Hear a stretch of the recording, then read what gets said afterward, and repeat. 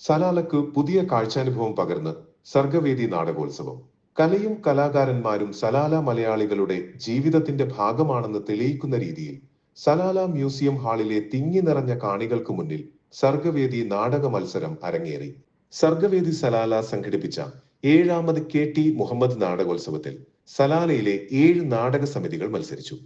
നാട്ടിൽ നിന്നെത്തിയ മലയാള നാടകവേദിയിലെ പ്രഗത്ഭരായ പയ്യന്നൂർ മുരളി, അഭിമന്യു ഷൊർണൂർ എന്നിവർ വിധികർത്താക്കളായ നാടകോത്സവത്തിൽ KSK സലാലയുടെ കർക്കിടകം 1ാം സ്ഥാനം നേടി. മന്നം കലാവേദി അവതരിപ്പിച്ച നവമാധ്യമ നാടകം 2ാം സ്ഥാനം നേടിയപ്പോൾ 3ാം സ്ഥാനം SN കലാവേദിയുടെ ഒരു തെയ്യക്കാലവും കൈരളി സലാലയുടെ മീനുകൾ മല കയറുമ്പോൾ എന്ന നാടകവും പങ്കിട്ടു. മികച്ച രംഗ സജ്ജീകരണമായി തിരഞ്ഞെടുക്കപ്പെട്ട KSK സലാലയുടെ കർക്കിടകം എന്ന നാടകം സംവിധാനം ചെയ്ത നവീൻ രാജ് മികച്ച സംവിധായകനുള്ള പുരസ്കാരം സ്വന്തമാക്കി. ഇതേ നാടകത്തിൽ അഭിനയിച്ച പ്രശാന്ത് നമ്പ്യാർ മികച്ച നടനും രജിഷ ബാബു മികച്ച നടിയുമായി തിരഞ്ഞെടുക്കപ്പെട്ടു.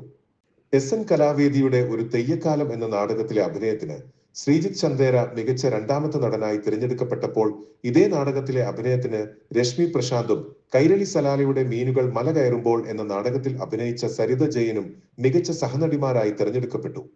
കീമോത്തി അൽബാനിയുടെ പുനരുദ്ധാരണത്തിലെ അഭിനയത്തിന് മാസ്റ്റർ അബ്ദുൾ അസീസ് മികച്ച ബാലതാരമായി തിരഞ്ഞെടുക്കപ്പെട്ടു.